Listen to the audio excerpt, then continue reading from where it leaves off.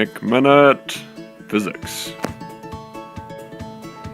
Everything is made of atoms. You, me, this woolen jersey, this rubber balloon. And these atoms are made up of three things: protons, which have a positive charge, neutrons with no charge, and electrons with a negative charge. Usually objects have an equal amount of electrons and protons, and they are said to be neutrally charged. But sometimes objects can lose electrons or gain electrons. This balloon and this woolen jersey, when they come into contact with each other, a small number of electrons can move from the jersey to the balloon.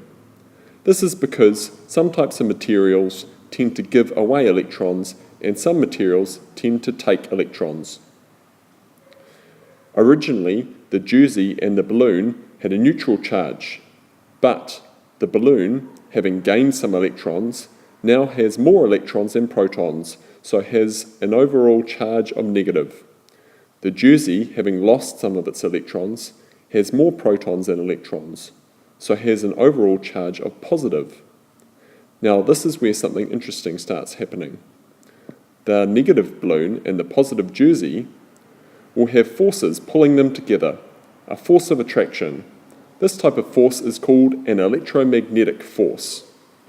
But if you have two objects that both have the same charge, they'll have an electromagnetic force pushing them apart, a force of repulsion. This is because protons and electrons attract to each other, but same charges will repel each other. Protons are repelled by protons, electrons are repelled by electrons. It's also possible for a charged object to be attracted to a neutral object. What would happen if this balloon carried a positive charge? We placed it close to this wall, which has a neutral charge.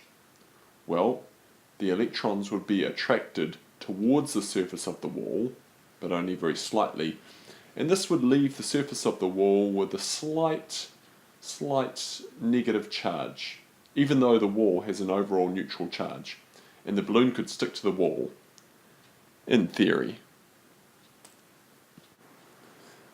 Give this a try yourself. Rip up some very small pieces of paper, take a plastic ruler, rub it for a while on your clothing or hair, hold the ruler close to the pieces. Also, take a look at this simulation.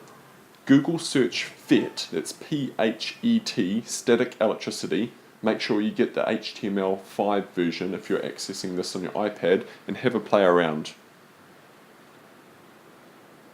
Nick Minute Physics.